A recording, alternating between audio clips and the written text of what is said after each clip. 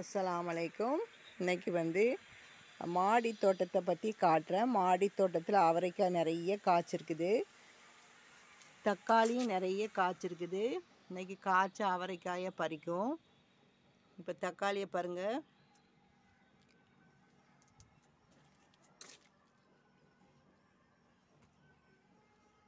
இந்த நான் இயற்கை உரம் தான் இதுக்கு வச்சேன்.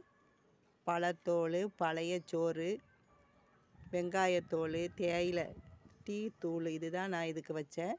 ஒரு பூ கூட உதிராமல் அவ்வளோ காய் காய்ச்சிருக்குது.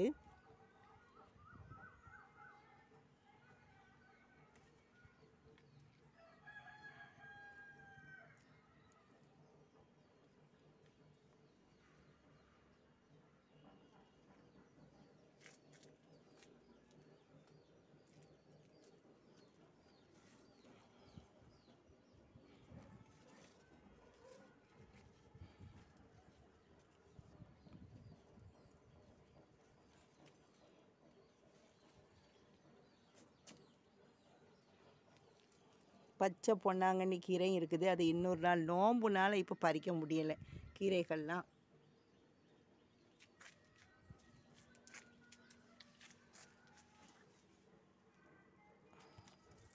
மல்லிகைப்பூ இப்போ தான் பூக்க ஆரம்பிச்சிருக்குது.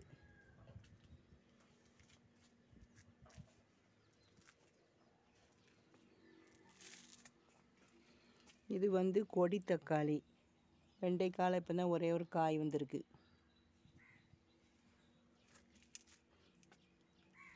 இந்த தக்காளி தான் எக்கச்சக்கமாக இருக்குது. புதினாவில் ஒரு இலை பறிச்சுக்கணும். புதினாவும் துளிர் வந்துட்டு.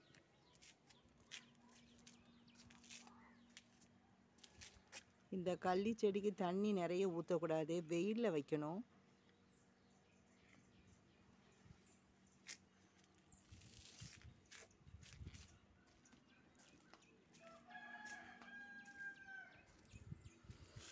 இந்த தக்காளிலையும் பாருங்கள், இந்த அவரைக்காலையும் நிறைய பிஞ்சு வந்திருக்கு.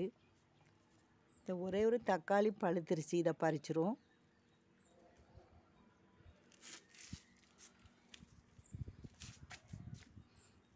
இந்த சீசனில் தக்காளி தான் நிறைய காய்ச்சிருக்கு.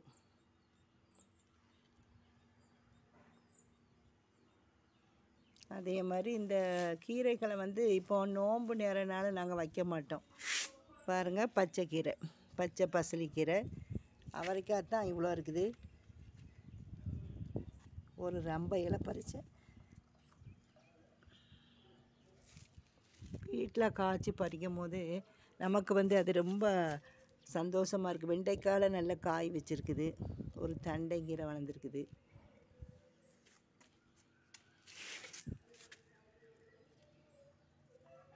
பாவைக்காய் ஒன்றே ஒன்று கிடக்கு. பாவைக்காய் 2 கிடக்குது, இன்னொன்று கிடக்குது. 2 பாவைக்காய் கிடக்கு. இந்த கொஞ்சம் இது பறுக்கணும் பாவைக்காய்.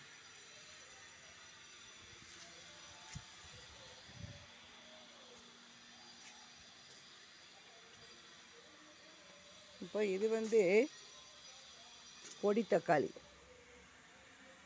தண்ணி இந்த அடிக்கிற வெயிலுக்கு காலையிலையும் சாயங்காலமும் தண்ணி ஊற்றுங்க. இந்த வெண்டைக்காலையும் ஒரு குட்டி காய் கிடக்கு.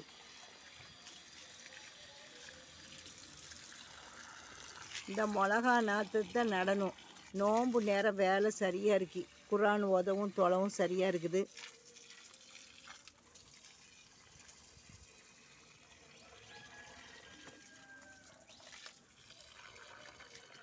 இது தண்டங்கீரை. மணத்தக்காளி.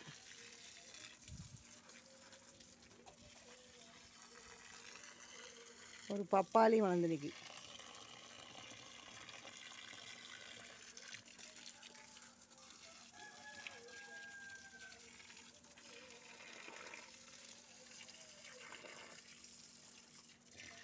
இந்த பூ பிளாஸ்டிக் பூ மாதிரியே இருக்கும்.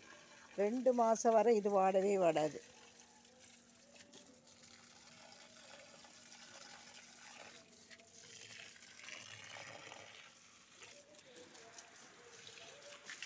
இந்த சேனல் பிடிச்சிருந்தா லைக் பண்ணுங்க. பாருங்கள் தக்காளியை பாருங்கள் எப்படி இருக்குது. நீங்களும் இதே மாதிரி மாடி தோட்டம் வச்சு மாடியில் வந்து காய்கறி நமக்கு தேவையானதை பறிச்சுக்கிடலாம். இன்ஷா அல்லாஹ் நாளைக்கு ஒரு வீடியோ போடுறேன். அஸ்ஸலாமு அலைக்கும்.